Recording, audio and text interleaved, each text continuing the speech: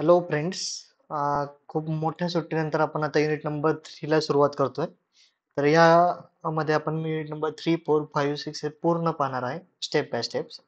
तर unit number 3, 4, 5, 6 हे सगळं तुम्हाला प्री एंड सेम एक्झामिनेशन साठी राहणार आहे. तर एंड सेम एक्झामिनेशनचा स्टडी करताना टोटल युनिट नंबर 3, 4, 5 आणि 6 त्यामध्ये युनिट नंबर 3 मध्ये काय राहतं तुम्हाला इक्विलिब्रियम, फोर्थ मध्ये अनालिसिस ज्यामध्ये येतं truss, cable and frames. Equilibrium मध्ये आहे 2D इक्विलिब्रियम आणि 3D इक्विलिब्रियम. 2D मध्ये पण दोन येतात. एक कोप्लेनर येतो, आपण कोप्लेनर. नॉन कोप्लेनर मध्ये आपण बीम्स पाहतो. नाही, कोप्लेनर कॉन्करंट येते एक, आणि एक नॉन कॉन्करंट मध्ये असतं. तर हे सर्व इक्विलिब्रियम म्हणजे बीम्स आणि काही बॉडीज राहतात त्याच्या. आणि युनिट नंबर 5 मध्ये राहतं कायनॅमॅटिक्स, आणि युनिट नंबर 6 मध्ये कायनेटिक्स. 17, 18 असा काहीतरी याचा एक राहील. 17 मार्च युनिट 3 ला, 4 ला 18, पुन्हा 17, पुन्हा 18. कायनेमॅटिक्स मध्ये रेक्टिलिनियर, कर्व्हिलिनियर आणि प्रोजेक्टाइल मोशन. तर कायनेटिक्स मध्ये काय राहील तुमचं work energy second law, Newton second law, work energy principle, नंतर काय इम्पल्स मोमेंटम या सर्व गोष्टी तुमच्या कशामध्ये राहतील की युनिट नंबर 6 मध्ये.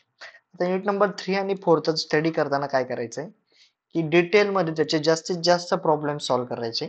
एक शॉर्ट नोट्स बनवायच्या, त्याच्यामध्ये जे काही थिअरी असेल ते, आणि एक सिस्टमॅटिक स्टेप बाय स्टेप्स पहा की स्टेप्स राहतात याच्यामध्ये. ट्रस, केबल, फ्रेम किंवा 2D बॉडी इक्विलिब्रियम मध्ये असेल, याच्या एक स्टेप्स असतात, त्या स्टेप्स नुसार तुम्हाला सॉल्व्ह करायचंय. कायनॅमॅटिक्स आणि कायनेटिक्स हा मोस्टली तुमचे कन्सेप्ट प्लस फॉर्म्युला हे दोन्ही पण तुम्हाला रिमेंबर पाहिजे. याच्यामध्ये तुम्हाला कन्सेप्ट पण माहिती पाहिजे आणि फॉर्म्युलाज पण माहिती पाहिजे. तर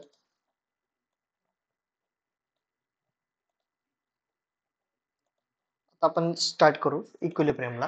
तर इक्विलिब्रियम म्हणजे काय की तुम्हाला माहिती आहे की कुठली बॉडी रेस्टला असेल त्याला आपण काय म्हणतो, बॉडी इक्विलिब्रियम मध्ये. या गाडी जर एक कॉन्स्टंट व्हेलॉसिटीने मूव्ह होत असेल तर त्याला आपण म्हणतो इक्विलिब्रियम. किंवा एक छोट्या शब्दामध्ये तुम्हाला सर्वांना माहिती असेल आता की summation of F of X is equal to 0, summation of F Y is equal to 0 and summation of movement is equal to 0.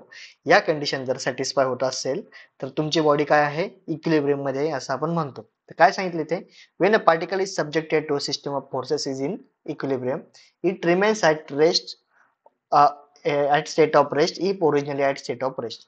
जर रेस्टला असेल तर रेस्टलाच राहील, आणि एक मोशन मध्ये असेल तर कंटिन्यू मोशन मध्ये राहील. म्हणजे आपण न्यूटन्स फर्स्ट लॉ म्हणतो आपण त्याला, illustrate Newton's first law of motion.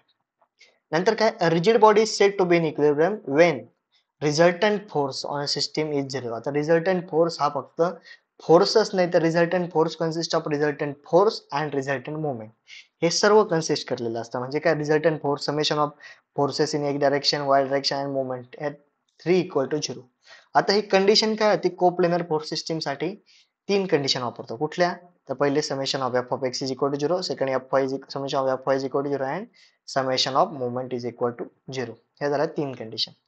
आता या सर्वांमध्ये युनिट नंबर 3 मध्ये सर्वात महत्वाचं आहे तुम्हाला free body diagram. Free body diagram म्हणजे काय, body free from all contact surfaces, त्याला आपण काय म्हणतो, फ्री बॉडी डायग्राम. आणि त्याच्यावरचे तुमचे ऍक्टिव्ह लोड, इनऍक्टिव्ह लोड हे सर्व दाखवतो. तर काय सांगता, it is a diagram of the body under consideration of equilibrium showing all the forces.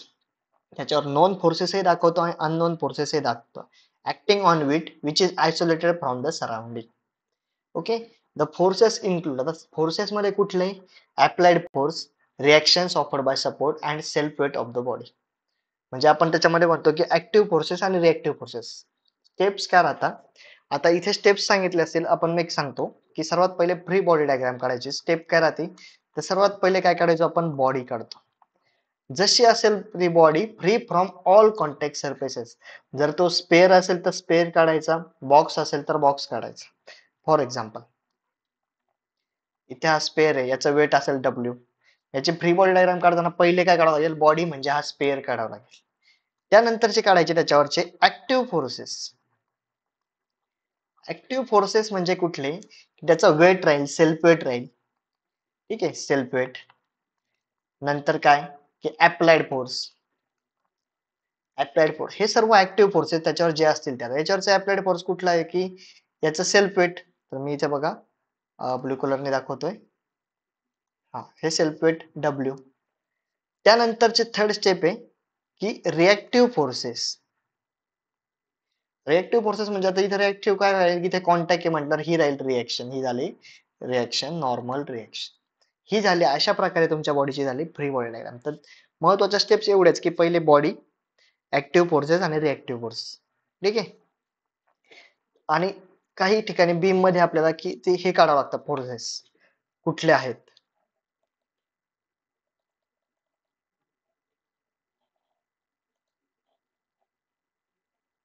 आता हे काही एक्झाम्पल आपले फ्री बॉडी डायग्रामचे, तर पाहून घ्या व्यवस्थित. डिटेल मध्ये पाहू आपण. इथे पहा की हा तुम्हाला एक ऑब्जेक्ट दिसतोय, एकावर एक ऑब्जेक्ट आहे. W1 W2. आता या दोन्हींची फ्री बॉडी डायग्राम काढायची. जसं तुम्ही फ्रिक्शन मध्ये काढले ना तसंच इथे काढायचं, नवीन काही नाही. W1 आणि W2 हे दोन्ही वेगवेगळे काढले. W1 चं वेट डाऊनवर्ड डायरेक्शन मध्ये, W2 चं वेट डाऊनवर्ड डायरेक्शन मध्ये, आणि याच्यावरच्या रिएक्शन दाखवलं की या दोन्हींच्या कॉन्टॅक्ट मध्ये एक रिएक्शन असेल, एक वर लागेल आणि एक खाली लागेल, इक्वल अँड अपोजिट. हे बघा RB एक वर एक खाली. आणि W2 मध्ये काय की हे RB आणि W2 या दोन्हींना हे करून खालून एक रिएक्शन लागेल ग्राउंडवरून, हे RG. हा एक झालाय. इथे पण तसंच की हे वेट काय येईल डाऊनवर्ड डायरेक्शन मध्ये, हे जे काही वेट असेल हे डाऊनवर्ड डायरेक्शन मध्ये राहील, त्याच्यावरून नॉर्मल रिएक्शन इकडे. सेम आता बघा इथे हा स्पेअर आहे, याला दोन इन्क्लाइन प्लेन आहेत, हा ए आणि बी. रिएक्शन कुठे लागेल, एक इकडे एक लागेल आर ए आणि इथे लागेल एक आर बी, त्याला परपेंडिक्युलर, त्या सरफेसला परपेंडिक्युलर. सेम इथे पण दाखवले बघा. हा हा प्रॉब्लेम बघा, दोन स्पेअर आहे, त्या दोन्हींच्या कॉन्टॅक्टच्या मधून एक जाईल. हा हा एक रिएक्शन राहील, इथे पण रिएक्शन राहील बघा. इथे आर ए बी इकडे जातोय एक एरो आणि एक इकडे जातोय. डिटेल मध्ये पहा व्यवस्थित जाऊन. एक रिएक्शन जिथे जिथे कॉन्टॅक्ट होईल तिथे तिथे रिएक्शन. ठीक आहे. आतापर्यंत तुम्ही फ्रिक्शनल फोर्स काढला होता, इथे काय राहते तुमची रिएक्शन.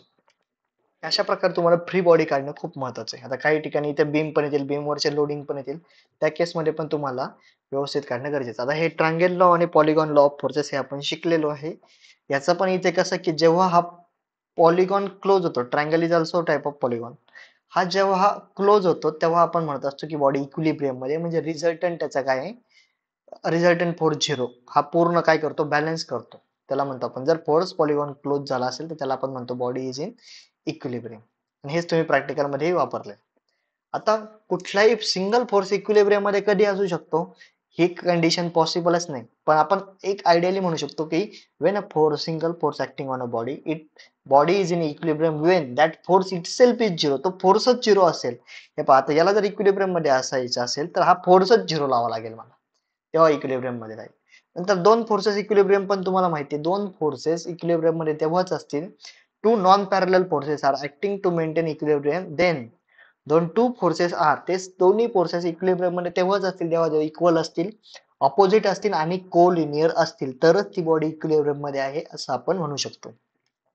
नंतर पाहिलं आता Wien three forces in equilibrium, मग त्या केस मध्ये आपण वापरतो लॅमिस थेरम. आणि तो लॅमिस थेरम काय सांगतो, when three non parallel forces are acting on the body to maintain equilibrium, these three force must be concurrent. तीन फोर्सेस इक्विलिब्रियम मध्ये तेव्हाच असू शकतात तेव्हा ते काय कॉन्करंट राहिले पाहिजे. Three coplanar concurrent force system forms a close force triangle. आणि त्याच्यामुळे काय होतं की एक क्लोज फोर्स ट्रायंगल फॉर्म होतो. तर बघा हे तीन फोर्स आहे, याचा एक अल्फा बीटा आणि गॅमा. इथंच आपला असतो लॅमिस थेरम. काय सांगतो तो, when three concurrent forces acting at a point which is in equilibrium, then magnitude of each force is proportional to sine of angle between other two true. म्हणजे काय, इथे बघा हा F1 दिलाय, F1 अपॉन साइन ऑफ, त्याच्या opposite force कुठे F3 आणि F2 च्या मधला अँगल किती येतं, F sine of alpha is equal to same F2 upon त्याच्या अपोजिट अँगल किती आहे beta, sign of beta. F3 कुठे आहे, F3 च्या अपोजिट अँगल कुठे आहे गॅमा, साइन ऑफ गॅमा. आणि हे काय राहतं कॉन्स्टंट राहतं. आणि हेच फॉर्म्युले वापरून तुम्ही बऱ्याचदा तीन फोर्सेस दिसते तर लॅमिस थेरम वापरून तुम्ही प्रॉब्लेम सॉल्व्ह करू शकता.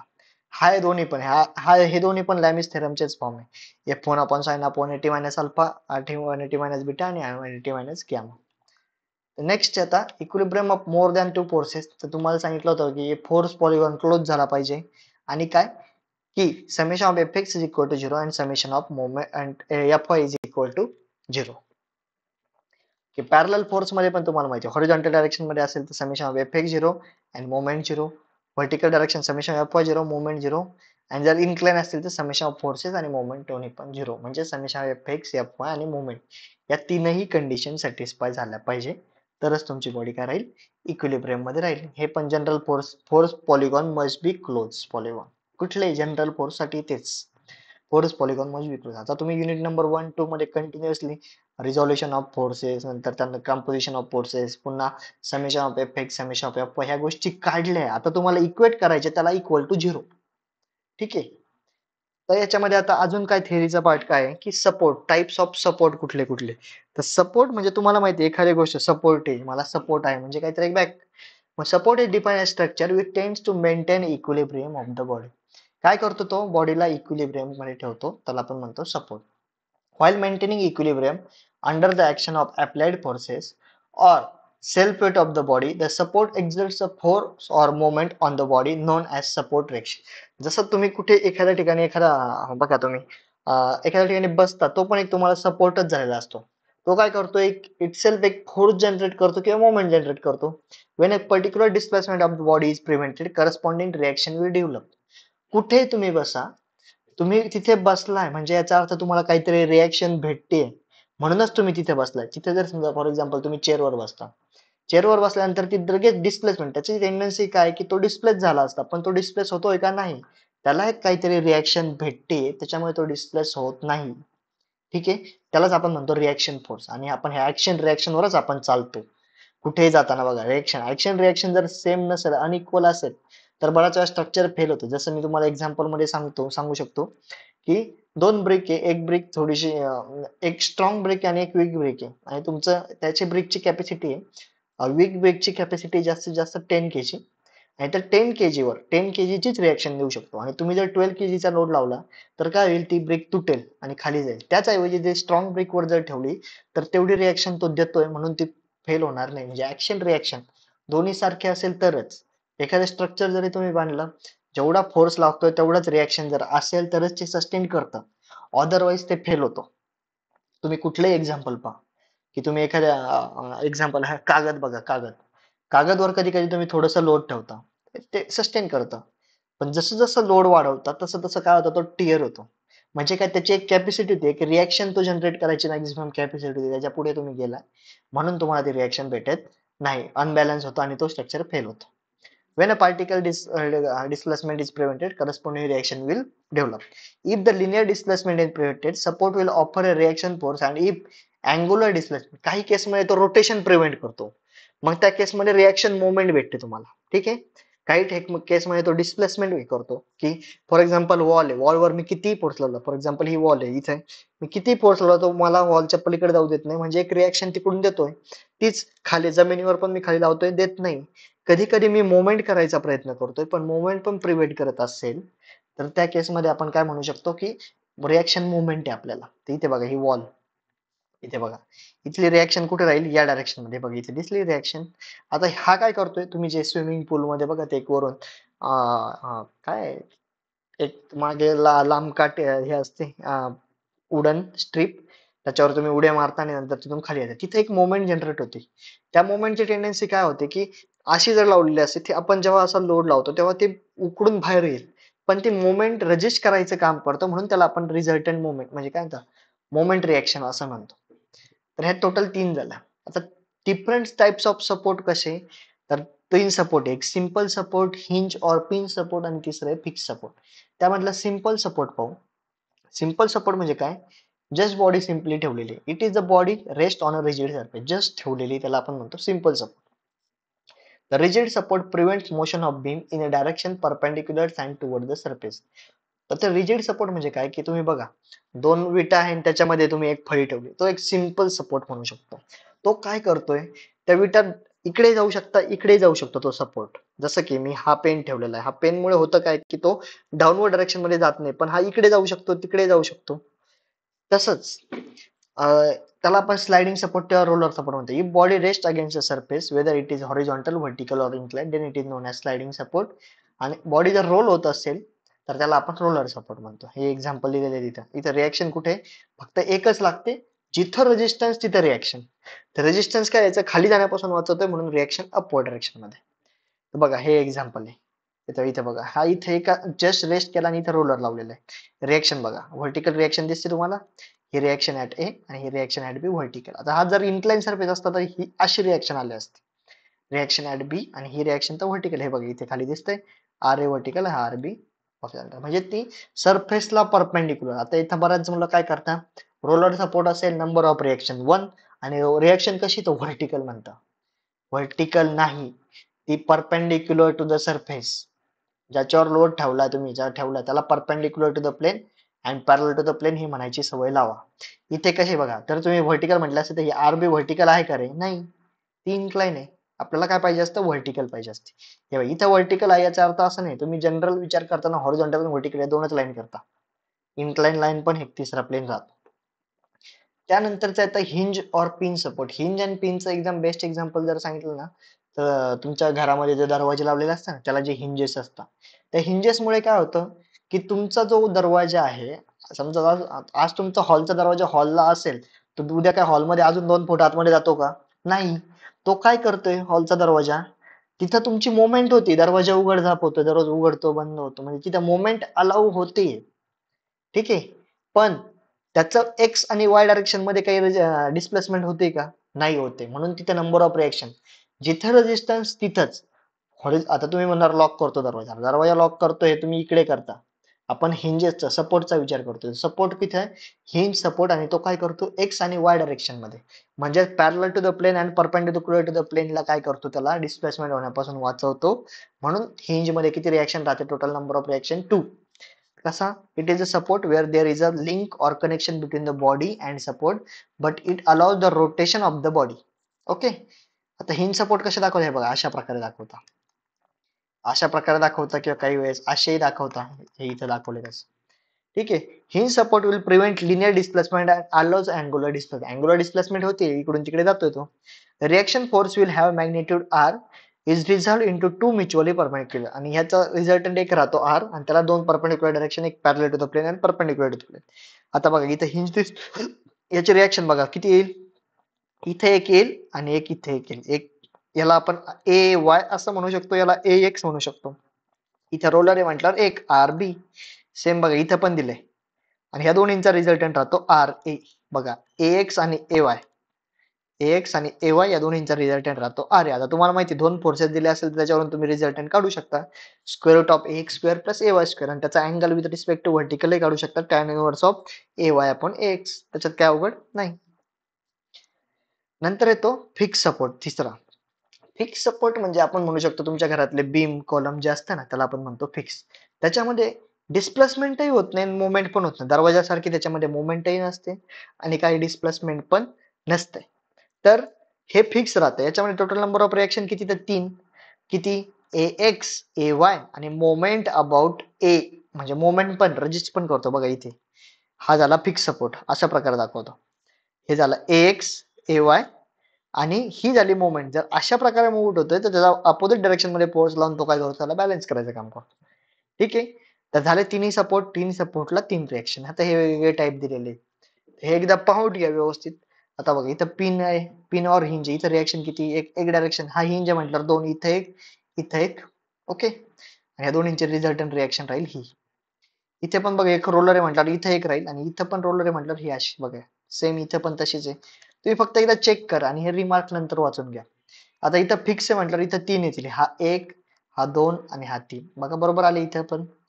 हे इकडे स्केच ऑफ सपोर्ट घ्या आणि त्याच्यावर लगेच काढा, ओव्हर ड्रॉ करा, लगेच तुम्हाला इथे. आता इथं बघा जस्ट स्लाइड केलेलं आहे, ठेवलेलं आहे म्हटल्यावर इथं फक्त एकच रिएक्शन जे येईल ते परपेंडिक्युलरला. बघा इथं पण तीच आली. इथे बघा हा टेन्शन आहे, फक्त एकच येईल, फोर्स येईल फक्त इथे. इथे पण बघा एकच फोर्स येईल. अशा प्रकारे तुम्ही एफबीडी काढून पहा वेगवेगळ्या डायग्रामच्या. आता यानंतर आज आपण पूर्ण थिअरी पाहणार आहे. उद्या याच्यामध्ये, उद्या किंवा यानंतरच्या लेक्चरमध्ये आपण काय पाहणार आहे, प्रॉब्लेम पाहणार आहे इक्विलिब्रियमचे. तर बीम म्हणजे काय, horizontal structural member is called as beam. इथं पण तेच दिलेलं आहे. बीम इज डिफाइंड, घरामध्ये जो आता मला ज्यांना कन्फ्युजन राहतं व्हर्टिकल बीम का horizontal, horizontal structural member is called as beam. ठीक आहे, हॉरिझॉन्टल स्ट्रक्चरल मेंबर. बरेच जण व्हर्टिकल जो कॉलम असतो त्याला पण बीम म्हणता, तसं नाहीये. हॉरिझॉन्टल मेंबर असतो तुमच्या घरामधला त्याला म्हणतो आपण beam. A beam is defined as structural member which is subjected to transverse loading. Transverse आणि लॉन्जिट्युडनल, लॉन्जिट्युडनल म्हणजे अलॉंग द लेन, ट्रान्सवर्स म्हणजे परपेंडिक्युलर टू द लेन. तर त्याला परपेंडिक्युलर, आता बीमवर बघा, हा जर बीम असेल तुमच्या घरातला, आता ही झाली लॉन्जिट्युडनल ऍक्सिस, ही जी काढली डॉटेड मी, याला परपेंडिक्युलर जर इथे जर लोड लागलेला असेल तर त्याला आपण काय म्हणतो, बीम म्हणतो. That is load acting perpendicular to longitudinal axis of the beam. Due to applied load, reaction will develop at support and the system of force considering applied loads and reaction keep the beam in equilibrium. आता हा beam पण बघा, तुमच्या घरात जर beam असेल, तुम्ही load लावताय, तो बीम कुठं, बीमचा लोड कुठे जातोय, तुमच्या सपोर्ट वर जातोय, कॉलम वर जातोय, आणि तो तेवढी रिएक्शन प्रोव्हाइड करतो. त्यांनी जर तेवढी रिएक्शन प्रोव्हाइड केली नसती तर तुमचं स्ट्रक्चर फेल झालं असतं, तुमचं घर पडलं असतं. ठीक आहे, तर हे पण रिएक्शन आहे. हे सर्व आपण अनालिसिस करतो, हे जेव्हा डिझाईन करतो तेव्हा हे सर्व कन्सिडर करतो. तर nature of reaction depends on the type of support. त्यासाठी दिलेले टाइप्स ऑफ बीम कुठले, सिम्पली सपोर्टेड बीम. याच्यामधले काय, one end is supported by hinge and one end is supported by roller. हे टाइप्स ऑफ बीम आहेत. कुठला, simply supported beam, एक का एक हिंज एक बीम रोलर. त्यानंतर आहे कॅन्टिलिव्हर बीम. त्याच्यामधला एक एंड काय असतो तुमचा, फिक्स असतो, आणि एक एंड फ्री असतो, त्याला आपण म्हणतो कॅन्टिलिव्हर. तुमच्या घराच्या बाहेरचा छज्जा जो असतो ना, तो कॅन्टिलिव्हर बीम म्हणतो. काही घरामध्ये बघा असे बाहेर आलेले असतात बीम, त्याला म्हणतो कॅन्टिलिव्हर बीम. तुमचा हात जरी तुम्ही असा ठेवला ना तरी हा पण एक कॅन्टिलिव्हरच म्हणावा आपण. नंतर आता फिक्स बीम, जर दोन्हीच्या दोन्ही पण फिक्स केलेला असेल, घरातला बीम जो पाहिला ना तो त्याला फिक्स बीम म्हणतो. हे बघा इथे ए आणि बी. प्रॉप कॅन्टिलिव्हर म्हणजे त्याच्यातला एक बीम फिक्स केलेला असतो, एक एंड फिक्स, आणि दुसरा एंड काय राहतो तुमचा, तर रोलर राहतो, दुसरा एंड रोलर. इथे बघा ए फिक्स आहे आणि बी रोलर आहे. त्यानंतर ओव्हर हँगिंग बीम म्हणजे काय, एक साइडला ओव्हरहँग किंवा दोन साइडला ओव्हरहँग, जर बीम त्याच्या सपोर्टच्याही पुढे गेलेला असतो.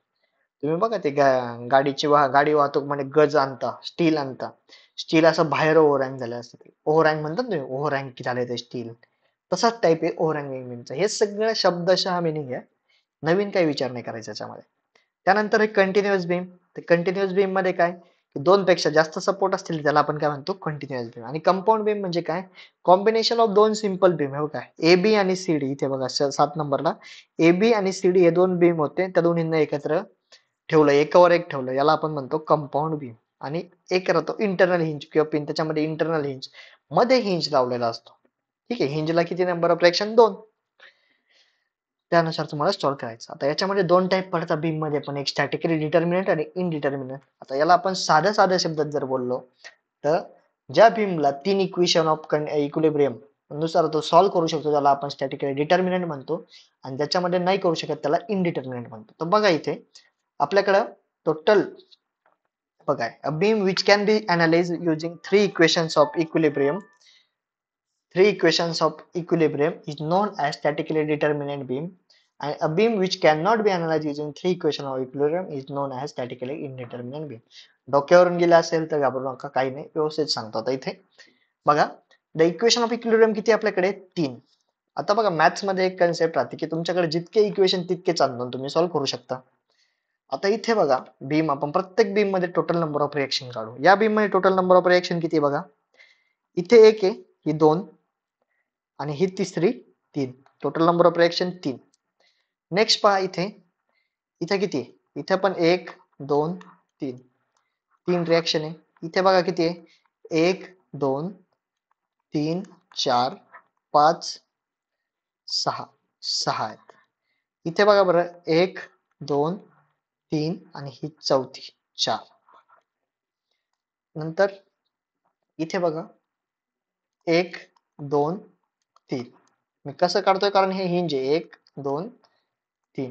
इथे बघा 1 2 3 4 5. इथे आता हा दोन वेगवेगळे बीम आहे म्हणून इथे आपण सॉल्व्ह करू शकतो. हा वेगळा, हा एक वेगळा बीम, हा वेगळा बीम, हा पण इथे वेगळा, आणि हा इथे वेगळा, हा पण सॉल्व्ह करू शकतो. याचे इथले वरच्याचे 3 आणि खालच्याचे 3. इथे आपण जास्त आहे तर बघा, आता इथे बघा 3 इक्वेशन असेल तर 3च अननोन पाहिजे आपल्याला. इथे अननोन किती आहेत तर 3, आणि इक्वेशन पण 3, म्हणजे याला आपण म्हणणार स्टॅटिकली डिटर्मिनंट. इक्वेशन पण 3, summation F x 0 F Y 0 आणि मोमेंट 0, अननोन आहे 3, म्हणजे याला आपण म्हणणार स्टॅटिकली डिटर्मिनंट वेव्ह. इथे बघा नेक्स्ट कॅन्टिलिव्हर बीम मध्ये पण 3 अननोन आहे आणि इक्वेशन किती अवेलेबल आहे? 3च आहेत. हा पण स्टॅटिकली डिटर्मिनंट. इथे बघा इक्वेशन 3 आहे पण अननोन किती? 6 आहेत. हा आपण स्टॅटिकली डिटर्मिनंट बीम म्हणत नाही. इथे बघा खाली इक्वेशन 3 आहेत पण इथे अननोन किती? 4. याला स्टॅटिकली डिटर्मिनंट म्हणत नाही. इथे बघा 3 इक्वेशन 3 अननोन, हा स्टॅटिकली डिटर्मिनंट, हा पण स्टॅटिकली डिटर्मिनंट. पण कंटिन्युअस बीम आहे की स्टॅटिकली डिटर्मिनंट? नाही, कारण इथे अननोन 3 पेक्षा जास्त आहेत. हा कंपाऊंड बीम आपण स्टॅटिकली डिटर्मिनंट करू शकतो, पण दोन्ही पण ही असते तर ते पण नाही होणार. म्हणून इथे बघा in this beam the number of unknown reaction components are less than or equal to 3. कळलं काय होतं? Simply supported beam, cantilever beam are statically determinant, whereas fix beam, prop cantilever आणि continuous beams are statically indeterminate. सोपं आहे. Difference विचारला तर विचारू शकतो. या एवढ्या गोष्टी व्यवस्थित लिहायच्या. त्यानंतर बघा हे एक तुमच्यासाठीच अभ्यासासाठी आहे की ए आणि बी. ए ला हिंज आहे, इथे बघा मी जसं इथे करतोय, हा हिंज हा रोलर. 3 झालं. 3 रिएक्शन कुठल्याही अशा लिहायच्या. इथे पहा, इथे पण 2 आहेत, हा एक तिसरा, हे 3 लिहा. इथे पण तसंच. इथे पण किती? 1 2 3. हे सगळं तुम्हाला प्रॅक्टिस साठी. इथे बघा किती येतील? इथे वेगळी राहील, हिंज आहे, इंटरनल हिंज आहे, त्याच्यामुळे इथे एक जास्त आहे. हे सर्व तुम्ही एकदा काय करा? सॉल्व्ह करा. त्यानंतर इथं टाइप्स ऑफ लोड हा सगळ्यात महत्वाचा पॉईंट आहे तुम्हाला, की डिफरंट टाइप्स ऑफ लोड कुठले. तर सर्वात पहिले पॉइंट लोड किंवा कॉन्सन्ट्रेटेड लोड. तो एरोनी दाखवतो आपण याला शक्यतो, आणि याचे युनिट राहतं न्यूटन किंवा kilonewton. The load acting at a point over a very small area of length it is called as point load or concentrated. मी जर उभा असेल एका ठिकाणी तर ते काय राहील? Point load. हे बघा पेनाची नीप आहे तेवढा इंटेन्सिटीचा एक लोड असतो, त्याला आपण म्हणतो पॉइंट लोड. इथे बघा हे F3 F2 F3 हे सगळे काय झाले? Point load. याच्या रिएक्शन पण आपण एक प्रकारे पॉइंट लोडच म्हणू शकतो, पण लोड पाहिजे आपल्याला तो हे वरचे F2 आणि F3. आता युनिफॉर्मली डिस्ट्रीब्युटेड नावातच दिलेलं आहे, याचं डिस्ट्रीब्युशन युनिफॉर्मली असतं. जसं की आपण एखाद्या भांड्यामध्ये पाणी टाकलं तर ते एक लेव्हलला जातं, तसं हा लोड पण युनिफॉर्मली सगळ्या एरियामध्ये सारखा डिस्ट्रीब्युट होतो. If the load is spread or occupied over a considerable length of beam, it is known as distributed load. त्याला आपण म्हणतो distributed load. If the intensity of load, that is intensity म्हणजे काय? Load per unit length, याला आपण म्हणतो intensity, is uniform through out, then it is known as uniformly distributed load. तर बघा इथे दिलेलं आहे की तुम्हाला इंटेन्सिटी दिली आहे डब्ल्यू न्यूटन पर मीटर. हे अशा प्रकारे दाखवता किंवा अशा प्रकारे दाखवता, हे लक्षात घ्या. आता याला आपल्याला काय करायचं असतं? पॉइंट लोड मध्ये कन्व्हर्ट करायचं असतं. तर शक्यतो याचा काय राहतो? लोड कसा काढतो? लोड कसा काढतो आपण? तर लोड इंटेन्सिटी एरिया, हा एरिया काढायचा कसा? हा हाईट आहे डब्ल्यू आणि हा आहे लेंथ एल. एरिया किती येईल रेक्टेंगलचा? W into L. हा झाला लोड. डब्ल्यू इंटू एल हा झाला लोड. बघा इथे पण लोड दिलाय आणि तो कुठे ऍक्ट होतो? At CG. तर सीजी कुठे येतो? रेक्टेंगलचा सेंटरला. मग इथे येतं बघा L by two L by two. कळलं? आता हा युव्हीएल पण सेम आहे, युनिफॉर्मली व्हॅराइंग म्हणजे युनिफॉर्मली व्हॅरी होतोय, म्हणजे एक स्ट्रेट लाईन मध्ये वाढतो. If the intensity of load is varying uniformly over length of beam, it is known as uniformly varying load. आता इथे बघा इथे इंटेन्सिटी किती आहे? 0. इथे डब्ल्यू आहे. मग काय होतं? तो युनिफॉर्मली वाढतो. मग एरिया किती येतो? लोड कसा काढणार? 1/2 बेस. बेस किती? Length L. हाईट किती? डब्ल्यू. मग डब्ल्यू एल बाय टू आहे का इथे? डब्ल्यू एल बाय टू आहे. तो कुठे लागणार? तर ट्रायंगलचा सीजी कुठे येतोय?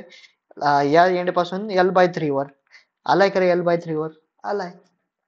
अशा प्रकारे लक्षात ठेवा. ट्रॅपेझॉइडल लोड म्हणजे कॉम्बिनेशन ऑफ युडीएल आणि युएल. याला दोन पार्ट मध्ये डिवाइड करायचं आहे बघा. हा इथपर्यंतचा झाला युडीएल आणि हा युएल. दोन्हींचा वेगवेगळे लिहून टाकायचा. व्यवस्थित पाहून घ्या की खालचा काय होता? हा W1 होता इकडच्या साईडला बघा. इकडे W1 होता, ह्या W2 होता. मग युडीएल ची इंटेन्सिटी W2 इंटू एल. हे बघा W2 इंटू एल आला. युडीएल सेंटरला आला एल बाय टू बरोबर. आता उरला किती?